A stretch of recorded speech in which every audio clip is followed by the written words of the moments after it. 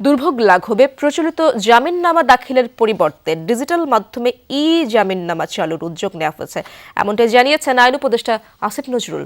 ফলে একদিকে যেমন বিচার প্রার্থী, কারা প্রশাসন ও আইনজীবী সহ সংশ্লিষ্ট সবার ভোগান্তি কমবে, একই সাথে সাশ্রয় হবে সময় ও অর্থ।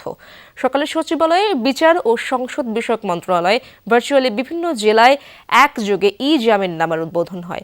সেই অনুষ্ঠানে আইন উপদেষ্টা আরও বলেন, আগামী 6 মাসের মধ্যে সারা দেশে জামিননামা চালু করা হবে। বলেন, নির্বাচনের আগে এই 20-22 দিনে অন্তর্বর্তী সরকার আরও কয়েকটি জেলায় জামিননামা উদ্বোধন করবে। পরবর্তী সরকার এসে এটি বাস্তবায়ন করবে। এর মাধ্যমে দুর্নীতি বন্ধ হয়ে মানুষের ভোগান্তি কমবে বলে উল্লেখ করেন আসিফ নজরুল। জানান, জমি জমা সংক্রান্ত ভোগান্তি কমাতে ডিজিটাল রেজিস্ট্রেশন চালুর প্রকল্প শুরু হয়েছে।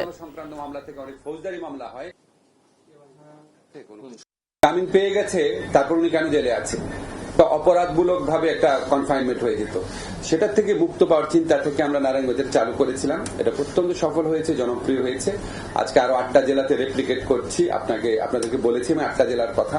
তো আমরা আশা করছি এতে ফলে শুধু যে মানুষ ভোগান্তি হ্রাস পাবে বা দুর্নীতি বন্ধ হবে সেটা না, এটাতে কাজের এফিসিয়েন্সিও বাড়বে।